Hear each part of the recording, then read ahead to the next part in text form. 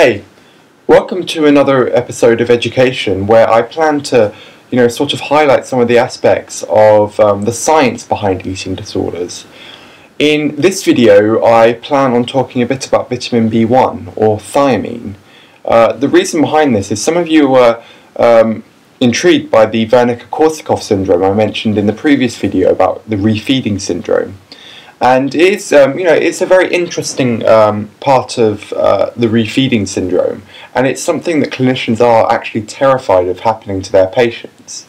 I've only ever seen the Wernicke-Korsakoff syndrome once in my experience as a medical student, but I've been told that it happens all too frequently on the alcoholic wards. So what is vitamin B1 or thiamine?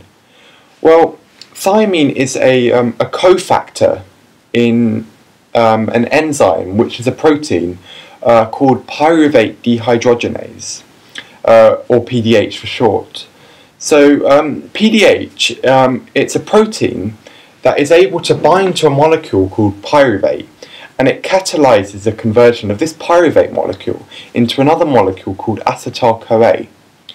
So what's the point of this enzyme? Well, as I said, it catalyzes a reaction, and that is, it causes the reaction to occur tens of thousands times faster than it would naturally occur in, if this molecule were just bumping around the place. So essentially, this allows the conversion of pyruvate to acetyl-CoA at a rate that is, needed in a cell. So what happens to this molecule of acetyl-CoA after it's been formed? Well, acetyl-CoA then goes into the next stage of glucose metabolism, and that's simply because pyruvate is a downstream molecule of the early stages of glucose metabolism. And this next stage of glucose metabolism is called the Krebs cycle, or depending on where you read it, the citric acid cycle, or the tricyclic the TCA cycle. I can't remember. I can't remember what it stands for. Sorry, but yeah, it's called a variety of things depending on where you read up about it. So acetyl-CoA enters this cycle, which, to cut a long story short, generates molecules which are able to then go into the next stage of glucose metabolism, which generates a load of energy. And this is essentially where 99% of the energy of glucose metabolism is generated from. So, as you can see, the conversion of pyruvate into acetyl-CoA is essential for the later generation of 99% of the energy of glucose metabolism.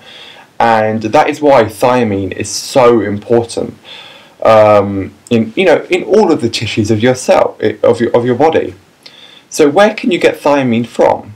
Well, thiamine can be eaten from things like grains, cereals, beans, meats, but also, as it's become increasingly popular, in fortified food. And no matter where you get it from, it's just important that you get it, because glucose metabolism is, quintessentially one of the most important things to happen in your body, because you need energy.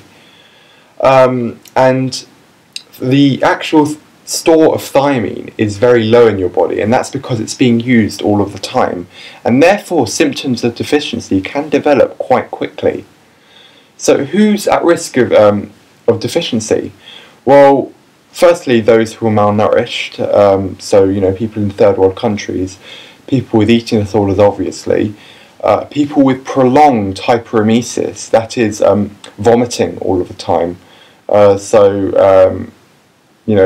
In relation to eating disorders, that's bulimia, but also people with, things that cause them to vomit quite frequently, so people on chemotherapy, and people who, have lost their appetite, that is, people who are, with advanced diseases such as cancer. So, what are the symptoms of thiamine deficiency? Well, there are two things, two diseases that relate to thiamine deficiency, and the first is called beriberi, and that is spelled B-E-R-I as one word, and that is divided into two bits. That's dry beriberi, which is primarily a neurological condition, and wet beriberi, which is primarily something that causes fluid collection, hence wet. So what is dry beriberi all about?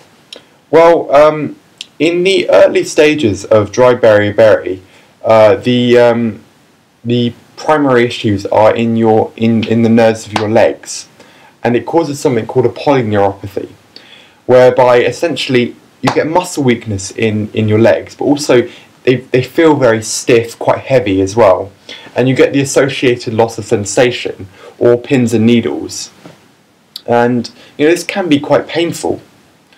But as the disease progresses, the polyneuropathy extends to your trunk, but also the upper limbs of your body, and you also get other problems like loss of tendon reflexes, namely the knee jerk reflex. And as this progresses, it can also affect your brain, causing the Wernicke-Korsakoff syndrome, which I'll talk to you in a bit.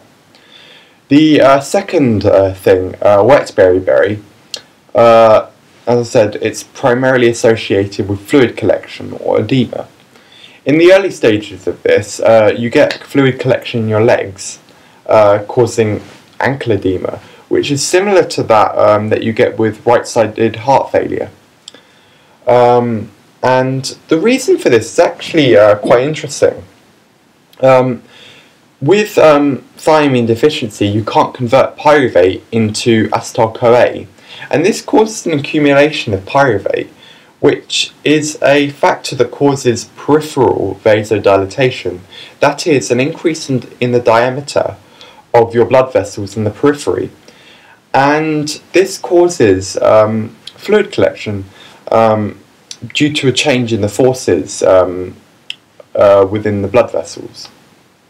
And that's essentially what causes the fluid collection. And as the disease progresses, the fluid collection affects other areas of your body, namely your arms. It can affect your face, but also your lungs, where fluid can collect in the air sacs, causing something called a pulmonary edema, and also in the space around your lungs, causing something called a pleural effusion. And it can also affect the space around your organs, causing something called an ascites. And this is something that you may have seen in the in the adverts pleading you to donate to charities for Africa. And you see the typical malnourished child who's got the very big belly, and that's essentially ascites. But as a side note, beriberi has largely now been eradicated, and it's only really confined to areas of Southeast Asia where they only really eat polished rice, which is essentially rice that's been washed of all of their nutritional benefit. And the treatment of beriberi is essentially try and get thiamine in as quickly as possible, and then later on teaching them where to get thiamine from naturally. Now, the second part that I'd like to talk to you about is the dreaded Wernicke-Korsakoff syndrome, which, as I've said, I've only ever seen once, and it really did terrify me. And Wernicke-Korsakoff syndrome affects your brain and the neurons inside it. So it's divided into two parts: Wernicke's encephalopathy. Enkepha meaning brain, and opathy meaning pathological, so pathological brain, and the Korsakoff side of it. Wernicke encephalopathy, that's largely reversible so long as you can get thiamine back into the body, and it causes things that largely affects three areas. That is your eye movement, your bodily movements, and your ability to think or cognition. So your eye movements, it causes something called nystagmus, which is scientifically it's a sawtooth-like movement of your eye, and it essentially makes you look very nervous. The other thing it causes is an inability for your eye to look outwards, affecting both eyes, and that's called a bilateral lateral rectus muscle palsy. In terms of your movement, it causes you to adopt something called a broad-based gait, where your legs are widely splayed apart and you sort of move like that. And that's similar to something called a cerebellar ataxia. Your cerebellum being the little brain in the back, and ataxia meaning lack of movement or pathological movement. And that's essentially what can happen if your cerebellum goes wrong.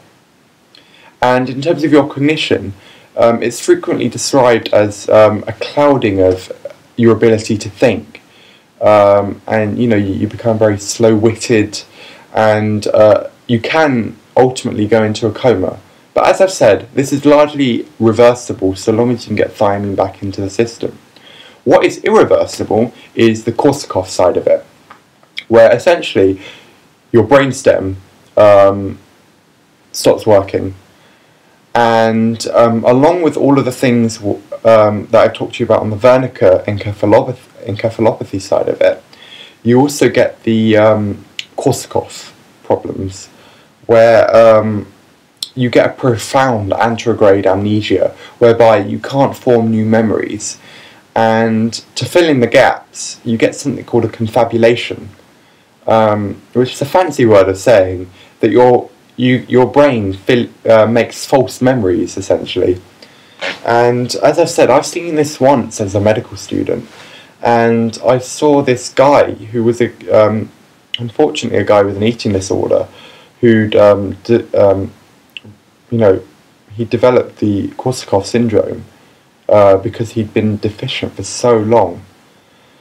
And he looked really ill, but he'd convinced himself that he was a really famous actor, and he was just walking around the ward saying, don't you know who I am?